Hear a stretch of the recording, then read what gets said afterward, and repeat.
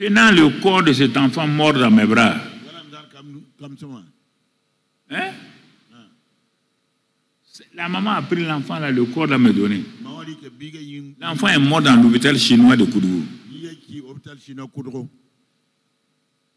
J'ai vu la foule.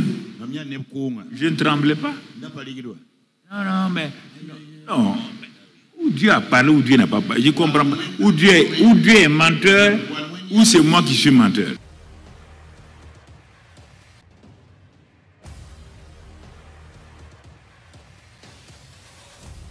Avant de continuer cette vidéo, faites savoir dans le commentaire si vous croyez à la foi chrétienne et écrivez simplement « Amen ».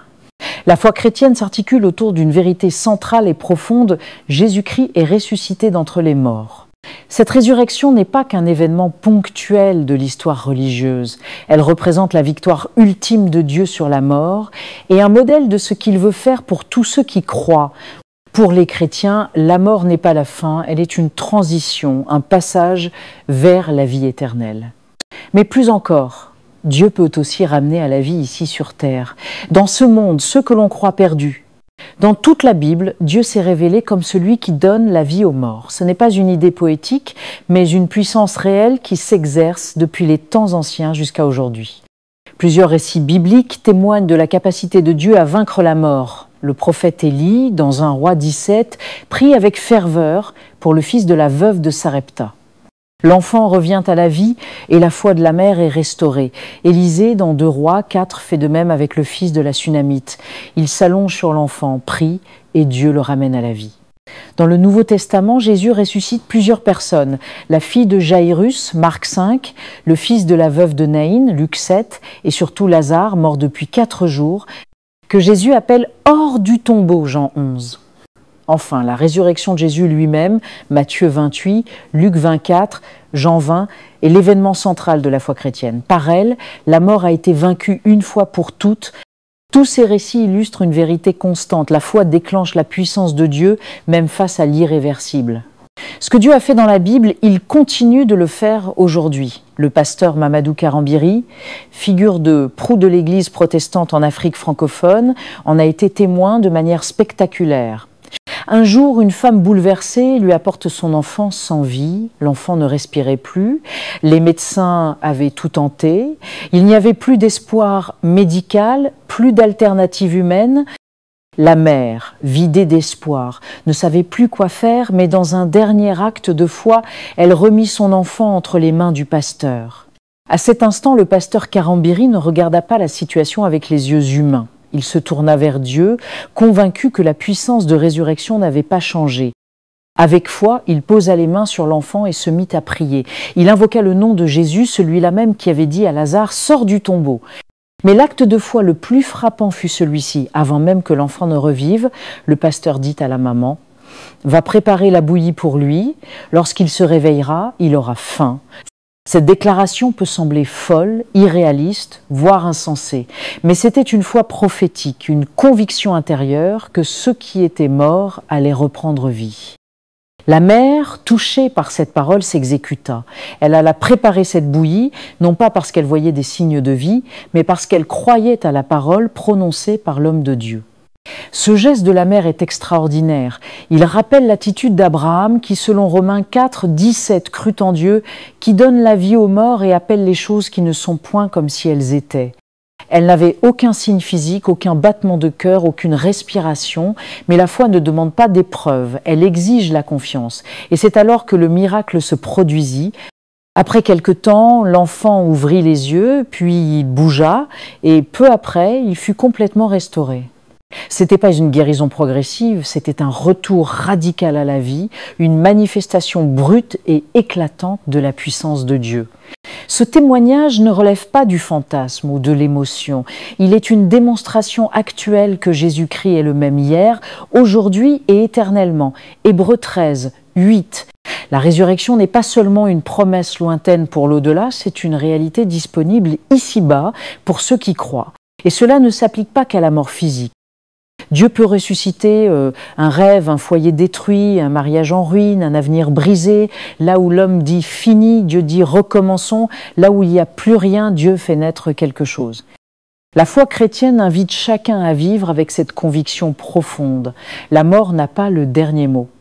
Ceux qui placent leur confiance en Dieu peuvent non seulement espérer la vie éternelle, mais expérimenter dès maintenant sa puissance qui ressuscite, restaure et relève. Le témoignage du pasteur Mamadou Karambiri n'est qu'un exemple parmi tant d'autres. Mais il nous rappelle que la foi véritable ne se contente pas de croire, elle agit, parle et prépare même la bouillie avant que le miracle n'arrive. C'est cette foi-là que Dieu cherche. Et c'est cette foi qui aujourd'hui encore fait trembler les tombeaux. Ensemble, suivons. Tenant le corps de cet enfant mort dans mes bras. Hein? La maman a pris l'enfant, là, le corps l'a me donné. L'enfant est mort dans l'hôpital chinois de Koudougou. Son oncle travaille avec moi au niveau de l'usine. Il est venu me trouver dimanche. Il dit, ah, monsieur le directeur, mon neveu est mort. Son papa travaille à la BIB. BIB Koudougou. On est allé. Quand on est rentré, les gens étaient venus à des pioches, des pelles pour creuser la tombe du petit là pour enterrer, de la petite là pour enterrer. J'ai dit à mon employé là, il dit non, que le corps là est à l'intérieur. On est rentré, les gens étaient assis dans la véranda là. On leur a dit d'attendre. Il y a quelqu'un qui vient. Quand ils m'ont vu, ils m'ont respecté comme j'étais directeur. Ils m'ont respecté. Je me suis assis au milieu d'eux. La véranda était remplie par des gens. Ils avaient leurs pelles, leurs pioches, tout.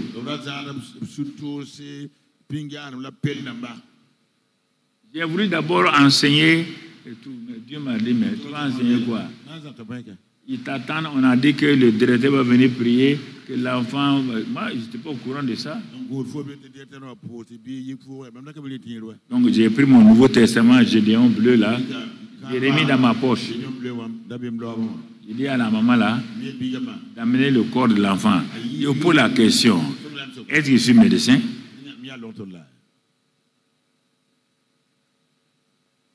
Quelle preuve j'ai?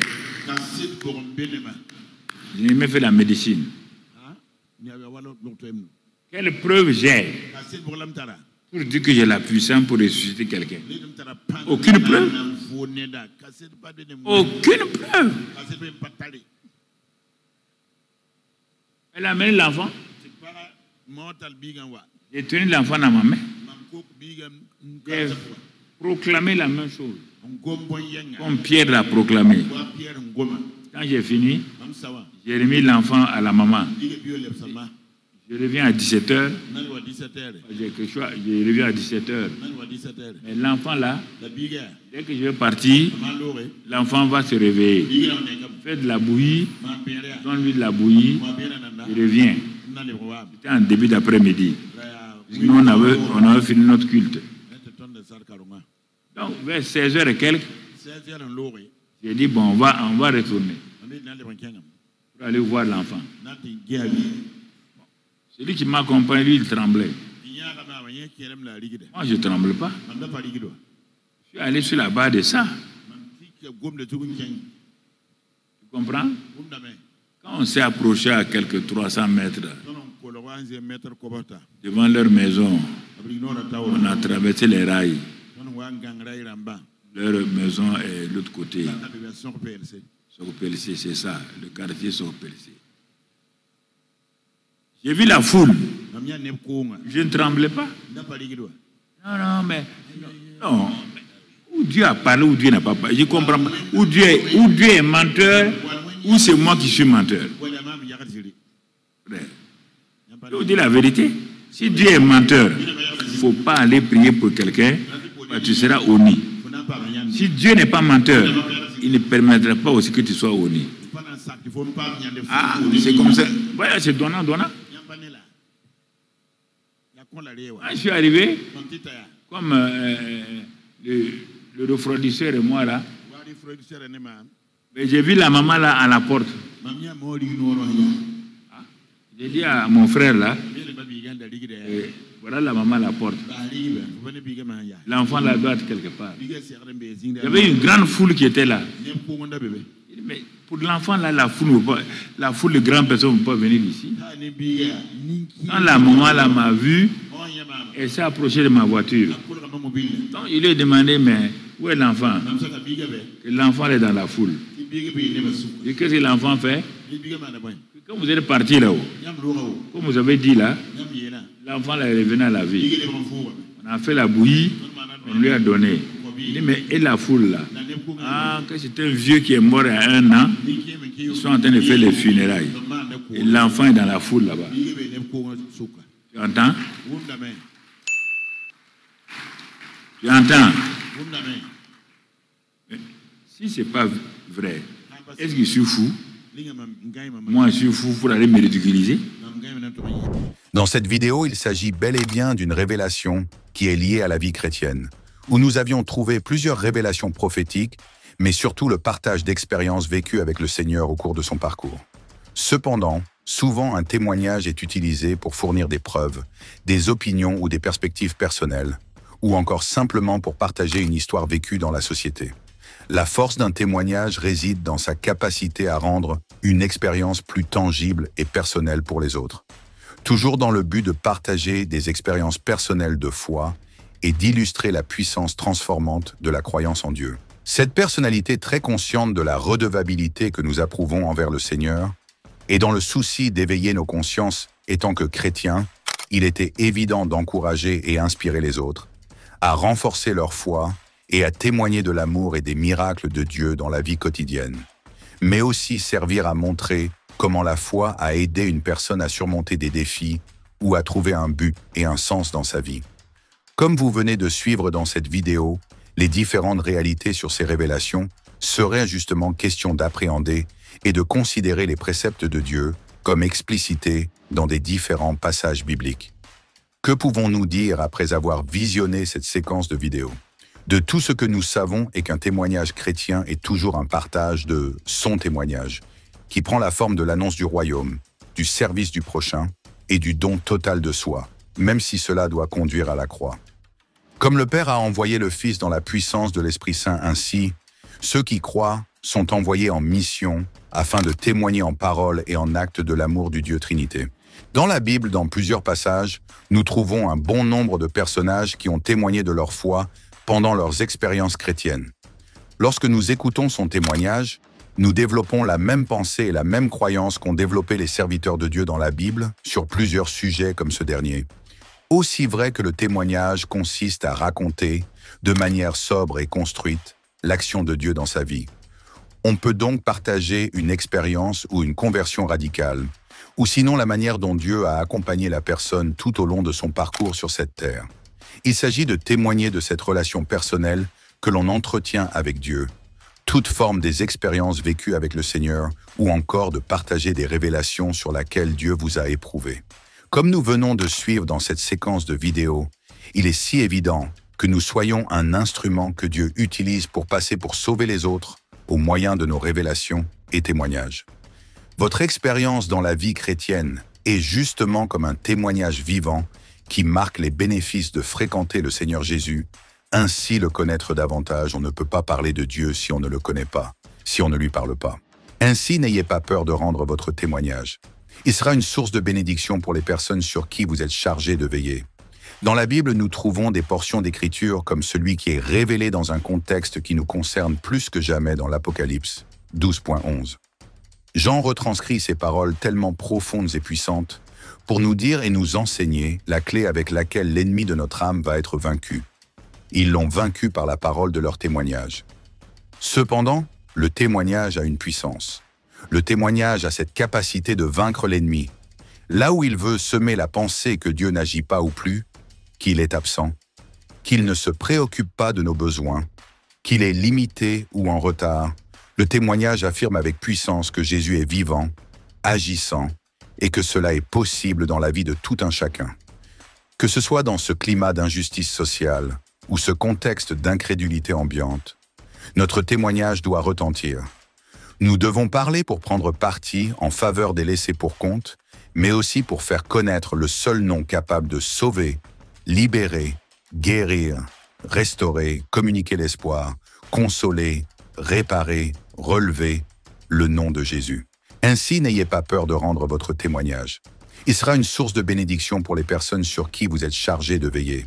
Dans la Bible, nous trouvons des portions d'Écriture comme celui qui est révélé dans un contexte qui nous concerne plus que jamais dans l'Apocalypse 12.11. Jean retranscrit ces paroles tellement profondes et puissantes pour nous dire et nous enseigner la clé avec laquelle l'ennemi de notre âme va être vaincu. Ils l'ont vaincu par la parole de leur témoignage. Cependant, le témoignage a une puissance.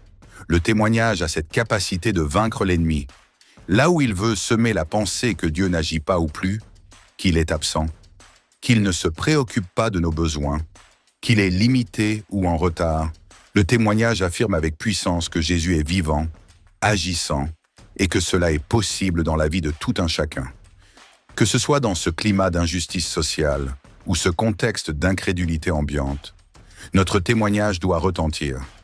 Nous devons parler pour prendre parti en faveur des laissés pour compte, mais aussi pour faire connaître le seul nom capable de sauver, libérer, guérir, restaurer, communiquer l'espoir, consoler, réparer, relever, le nom de Jésus. Vous voulez accepter Jésus dans votre vie?